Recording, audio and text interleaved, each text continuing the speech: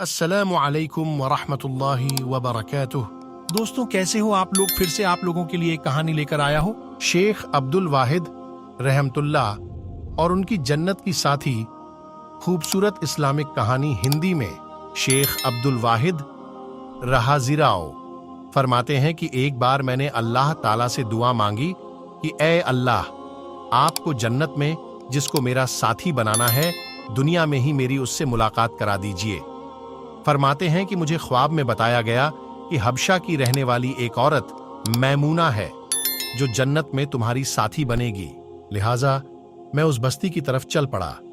जाकर बस्ती वालों से पूछा तो उन्होंने कहा कि वह तो बकरियां चराती है और इस वक्त बाहर कहीं बकरियां चरा रही होगी। फरमाते हैं कि मैं चल पड़ा। जब मैंने बस्ती से बाहर निकलकर देखा तो हैरान हुआ कि बकरियां एक ही जगह पर चर रही हैं और इधर उधर भागती भी नहीं है, और एक औरत पेड़ के नीचे खड़ी नमाज पढ़ रही है। जब मैंने गौर किया तो मैंने देखा कि जहां बकरियां चर रही थीं, वहां उस चारागाह के किनारे कुछ भेड़िए बैठे नजर आए। उन भेड़ियों की वजह से वे बकरियां कहीं बाहर नहीं भाग रही थीं और एक जगह पर ही चर रही थीं।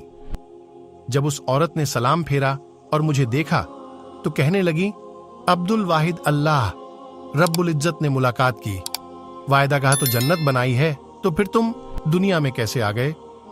मैंने कहा कि मैंने दुआ मांगी थी जो अल्लाह रब्बुल इज्जत के यहां कबूल हो गई। मगर अब मैं आपसे एक बात पूछना चाहता हूं कि मैंने ऐसा मंजर तो कभी नहीं देखा कि आप नमाज पढ़ रही थीं, बकरियां चर रही थीं और भेदिए बैठे हुए थे और वे बकरियों को कुछ नहीं कह रहे थे।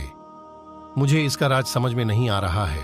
वह कहने लगी, अब्दुल वाहिद, यह बात समझनी आसान है कि जिस दिन से मैंने अपने परवरदिगार से सुलह कर ली है, उस दिन से भेदियों ने मेरी बकरियों से सुलह कर ली है।